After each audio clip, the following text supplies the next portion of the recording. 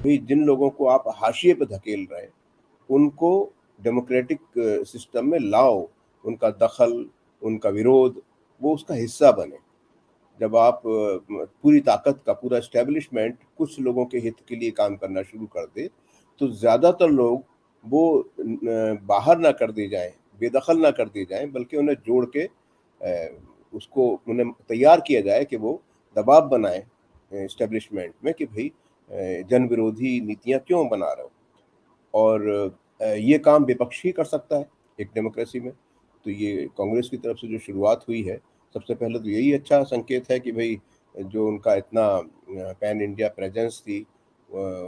उस पे वो बहुत समय से यही कैश करते रहे, पैन इंडिया प्रेज़ेंस है, हमारी पैन इंडिया प्रेज़ेंस है। लेकिन लीडरशिप और एक्टिविटीज़, डायनामिज़्म जो एक्सपेक्टेड था, वो नहीं था। अब लगता है कि उसमें गति आ रही है। वो लोग जो हैं इकट्ठा हो रहे हैं, जुड़ रहे हैं। अगर उनमें पता नहीं कितना मेहनत उन्हें करनी पड़ेगी, लेकिन अगर ये भरोसा उनमें होने लगे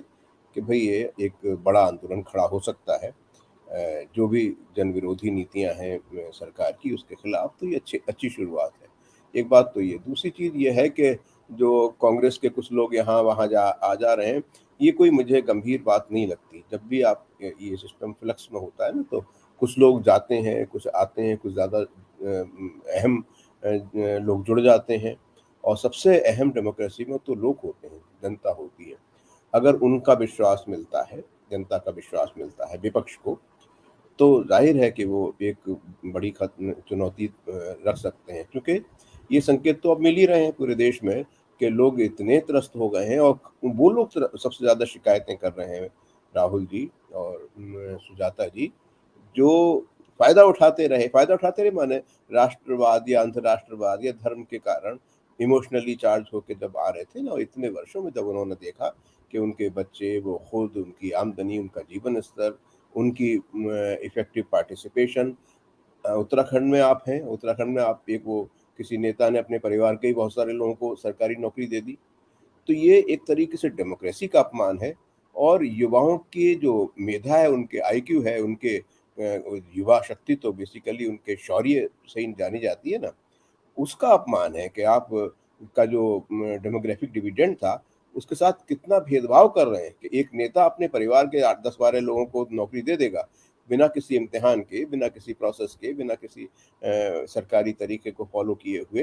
तो ये वो लोग जिन जहाँ घर-घर बेरोज़गार बैठे हुए हैं, इस उम्मीद में कि भई उन्हें मौका मिलेगा और वो इम्तिहान दे के नौकरी पे जाएँगे।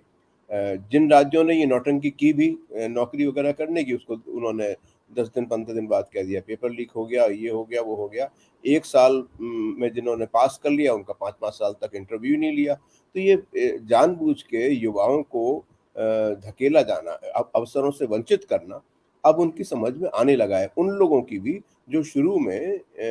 इस सरकार का समर्थन करते थे, ये सोच के कि शायद धर्म और राष्ट्र जो है वो बड़ा मुद्दा है और उस मुद्दे पे ये बहुत जो है सक्रिय सरकार होगी, तो उसके झंडे लिए हुए, हो सकता है काँवड़ लिए हुए भी घूम रहे हों। लेकिन अब इतने वर्षों में उन्होंने ये देख लिया कि भई रोज़गार भी नहीं है और रोज़गार बाँटने का तरीक़ा ये है कि अगर आप एक सरकारी सत्तारूढ़ दल से ताल्लुक़ रखते हैं, तो परिवार का एक आदमी क्या 10-12 लोग फटाफट बिना किसी प्रोसेस के नौकरी में रख दिए जाते हैं। और मैं तो ये देख रहा हूँ कि बहुत सारे जो सरकारी संगठन हैं, उसमें कोलैटरल एंट्री ऑलरेडी हो गई है। ऐसे लोगों की एंट्री हो गई है कि भई जिनकी जो मेंटल डेवलपमेंट 7वीं 8वीं जमात पास लोगों से ज़्यादा नहीं है और वो बहुत सीनियर लोगों के उनको कमांड दे रहे हैं और बड़ी अच्छी खासे पगार भी पा रहे हैं। तो एस्टेब्लिशमेंट का इस तरीके से वो चीज़ें और दूसरी तरीके से जो आपकी इन्वेस्टिगेटिंग एजेंसीज़ हैं, उनका भी एक्सपोज़र बहुत ज़्यादा हो ही रहा है।